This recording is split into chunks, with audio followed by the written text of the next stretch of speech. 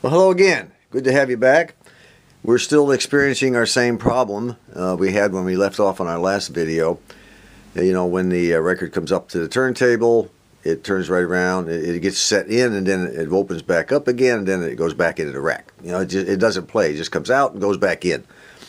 Well, it's either going to be, according to some of our commenters, it's either going to be this micro switch right here, which Brendan and I had discussed this. Let me start this light going here. Brendan and I had talked about this micro switch a while back. It was flaky from the get-go. You know, he said, he even gave me a link, which I knew about. I think it's Jukebox USA. You can buy a brand new micro switch. The only thing that's kept me from it is their very high shipping costs. I don't mind paying $20 for the micro switch, but another $9 just to ship it is killing me. I don't know. I may have to wind up doing that unless I can find a used one or get this one to work. Brendan thinks I should just go ahead and get this one to work. Brendan thinks I should just go ahead and buy the new one and bite the bullet on it. But I'm going to try to get this one to work if I can loosen it up a little. Now, it's either going to be this micro switch. See, what happens is when this arm goes in to the end of the record, it activates this micro switch, which tells the machine the record's over, and then the arm comes back, and the record leaves the turntable, goes back into the rack. Now, the other thing it could be, which I also knew about, I thought about it after I shut the video down last time, and I'm glad a couple of folks chimed in with that same thought. This reject button could be shorted. Maybe, telling the turntable and the carriage that, hey, this thing needs to be rejected. So if this turns out, what I'm going to do is I'm going to disconnect a wire, and we're going to unsolder a wire from this little micro switch, or the trip switch it's called. And if the record comes up, it stays on the turntable and just plays, I'm going to take the wire and I'm going to touch the wire to the the contactor here. And if it takes the record and puts it back in the rack, then we'll know for sure, yeah, this is the problem. But if it doesn't affect it at all, then we're going to go over and we're going to take this switch here and do a little continuity check to see if we're getting a short down inside. Remember, it was kind of stuck and jammed up and messed up a while back, way back when we was working on the tour mat. So I've got the soldering iron heated up. When I get the wire off, we'll fire this baby up and see what happens. Alright, I've got the wire disconnected from right there, and I'm going to press C7 and see what happens. C7. Now let's see if the record stays on the turntable this time. There's C7 coming out, and it is in fact staying there. Now let's see what happens when I touch. See, look there, see? I can already tell you it's the... let's see if I touch this and see what happens. It'll probably reject the record. Yep, look at there. See, there it goes. Stuck it right back in. All right, we know for sure now that the problem is the micro switch. Okay. Well, now I got to figure out how to get that stupid little thing off of there. That ought to be fun. All right, here's how you take off this thing. First you disconnect both wires, which I have. Okay, the black wire on this one was soldered to the bottom, and the brown to the top. Then you go ahead and you loosen up this screw, this screw, this screw, and you'll have to loosen up this screw in the center here in order to move this lever out of the way of the bottom screw down there where the spring is, okay? Which is that screw right there. So you've got 4 screws to take out. 1, 2, 3, and 4. This is just a pivot screw for this metal, so you don't have to take it out. But you do have to loosen it up so it'll get up out of the way of that screw head right there. Alright, first thing we do is take off our spring. Now that we have the wires disconnected, just let the spring hang. Try not to stretch it out too much with your fingers. Now I'll go ahead and this whole thing should be loose, and I'll go ahead and remove the entire thing. Which means this bracket will have to come off, and this entire lever setup will have to come off. And then I'm just going to have to sit and wait and order a new micro switch if I can't get that one to work. I don't know. It would be nice if I was to take this thing off and find out that that micro switch is hollow on the back and I could clean it up. Wouldn't that be neat? We'll see. Well, there it is. Got her out. I'm going to leave all the other parts just laying or lying right here like that. And, you know, it's possible this thing just got a little bit of oil down in it and it was messing everything up. That back can come off. See the seam all the way around it? It's only held in with those little aluminum rivets. I have nothing to lose at this point. This is the little button. It's just a little micro switch. Let me see if I can take that off of there. Maybe all it needs is a good cleaning. The whole idea of spending $9, you know, to ship a little thing like this is almost nauseating to me. Let's see what I can do first.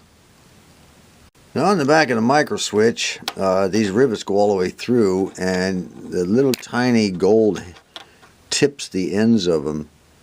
You can look down, see where the two little tiny holes where the ends of the rivets come through. One on the top there and one on the bottom. I took a nail, a little small nail that I had here, and I stuck down in the hole for each one, and I tapped it, and that brought the head up out of the top of the micro switch on the other side. So all I have to do now is take a pair of pliers, a small pair of needle nose, and pull those two rivets out, and this entire top should come off. I don't see a thing wrong with this micro switch. Nothing is burned, nothing is broken, nothing is bent. I've got it hooked up to the multimeter right now. Let's go ahead and just push it in a couple times. It's open now.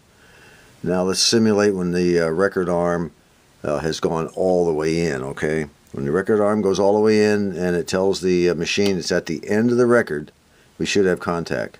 And we do. Release it. Contact. We do. Release it. All right. Look at those contacts right there. They are in just really, really good shape. Look at that. Let me get a nice little focus here. Come on. Look at that. Those things are in great shape. Now, this is what happens when you press down the micro switch. Let me get my hand over here where you can get a good view. See how those contacts go together? That's all there is to it. I am going to give this baby a really, really good spray out. We're going to put it back in and do a complete readjustment of that section of the carriage, you know, adjusting the arm and everything again. I may have misadjusted it. I don't know. I don't think so. I mean, I did it according to exactly what needed to be done. I thought, you know, but everything is new to me on this. So what I think is right doesn't necessarily make it right. You know what I mean? But that's the fun of it. And of course, you know, I love to tear stuff apart. Now, had this been burned, I would go ahead and order another one, but I don't see a thing wrong with it. Okay, nice cleaning coming up. There she is, spotless and clean. Looks really, really shiny and good. There's not anything wrong with that whatsoever. Let's take a look and make sure it's going to work one more time. We'll go ahead and press the old button in here, see what happens. Here we go. The record ends. There we go. The record ends. There we go. Let's put her back together. She is now back together. One last test before we remove the wires. Record ends. There we go. Record ends. There we go. Well, I'll tell you what. As far as I'm concerned, I just saved $29. You know, if the shipping costs had been reasonable on this, you know, like $4 or something like that, I would have gone ahead and bought it. It wouldn't have bothered me a bit. But since they want $9, which is almost half the cost of this thing, because they want $20 for I don't mind paying $20 for the micro switch, but that $9 shipping fee has kept me from buying a couple of things off that website. So the money stays in my pocket. I'm a happy camper, and we're continuing to march. Let's get it back on. I just realized that in the process of putting this thing back together, that I really didn't have to remove these two screws right here. They're just a bracket that attaches to the hub of this plastic. You know, it supports this plastic thing that moves back and forth, that pushes down on the micro switch on the back. All I had to do was take out this screw here and the one down here that, of course, you had to loosen this up and move it out of the way so you could get to the head of it. So those two screws and the spring and the wires were all I had to really disconnect. All right, let's put the continuity check back to it. I want to make one more, you can't check the continuity enough in the process of doing this. And I want to make sure that we're this arm has to be adjusted again so it when it goes up, it you don't want it to have to go too far on the record before it pulls that wire up, which is the situation right now. It's too far up, and I want the arm to catch with it. It's like back in here somewhere. That's all part of the readjustment procedure. I'll have to go through all that. But let's check continuity. Let's get the wires hooked up. Let's check continuity, solder the wires back up, and see if we can't get a ballpark adjustment on this thing to see if it's going to let the record stay on the turntable. That's all I care about right now. I'll do an adjustment later. We are ready to see if the rubber is going to meet the road like it's supposed to. Again, we're going to try C7. Last time I made a mistake. I tried C6. Actually, C6 would have been in the C5 slot. I had this thing looking for a record that wasn't there. That's why I didn't pick it up. So this time we're going to try C7 and C8.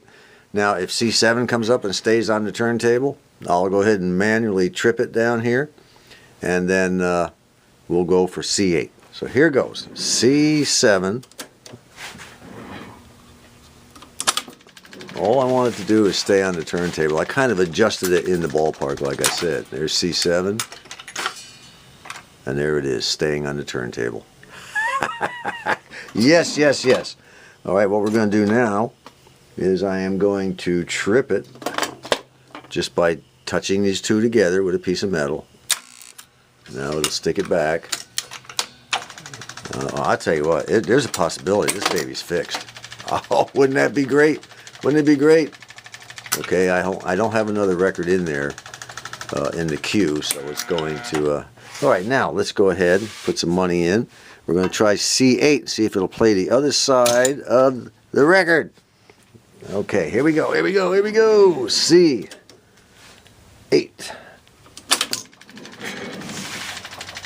Come on, baby. And there it is.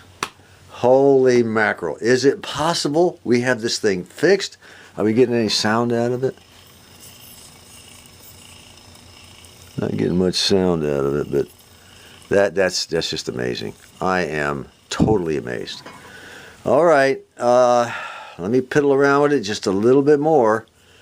Let me see if I actually I ought to be able to trip it just by pushing this up. There it is. It will need adjustment. It's going to need adjustment to where it's actually at the end of the record before it trips. All right, I think we've got a major success on this one. I'm glad, you know, Brendan wanted me to go ahead and just buy a new one and everything, but every so often I got to teach the boy something. I just, you know, he needs my tutelage. He doesn't even know it. Well, one more time, I'm sure he's learned something. I think we'll go ahead and knock off this video right here. I'll do the adjustments in the book before the next video, but I wanted to try this thing. Remember I told you I cut that ground wire that went from the bottom of the toroid memory unit over to the soldered to the chassis of the tor mat itself. So what I'm going to do is I'm going to jumper this wire with my little gator wire here and see if it makes any difference at all. If it makes no difference, then I'll just go ahead and remove that ground wire. So here goes. Let's try a different record this time. Let's try F5. F5. Put a little money in the old machine. I don't even know if it's on. Is it on? Yes, it's on. Put a little money in the old machine. This is a hungry machine. It's all the time wanting money. F5. Here we go. A, B, C, D, E, F. 5. Now you watch. It'll miss the record completely. Nope. Record's up.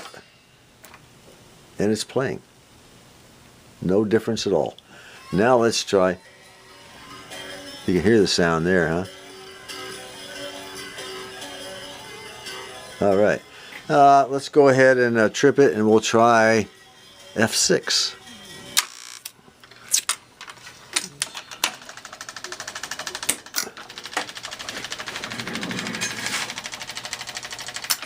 We got to do one more test on this thing, though. I just thought about it. All right, we'll try F6. Okay, there's F and 6. See if it'll play the other side of the record. And it is playing the other side of the record. I'm having a little trouble on that one side. I don't know why. I'm not getting any sound. I should get some acoustic sound out of there. I'll have to check my wires down here. Maybe I messed around a little bit and screwed up. them up. Yeah, could be. All right, let's try selecting 2 records, and then I'll trip the first one after it comes up and see if it'll go to the second record. Okay, that'll be the ultimate test here, I think. We're going to go to, again, C7 and F5. Okay, we're going to go ahead and put our money in C7 and F5. Okay, there's C7 and F5. The light's still lit, see? So we can go F5. Now let's see what happens. See if it's in the queue. Alright, the first one's playing. Yeah, it definitely needs to be adjusted. It already showed the end of the record. And there it goes. It picked it up. It picked it up. Ladies and gentlemen, I think we have a fix. I really do. Yep, the trip mechanism is way out of adjustment. Okay, until next time, this is John.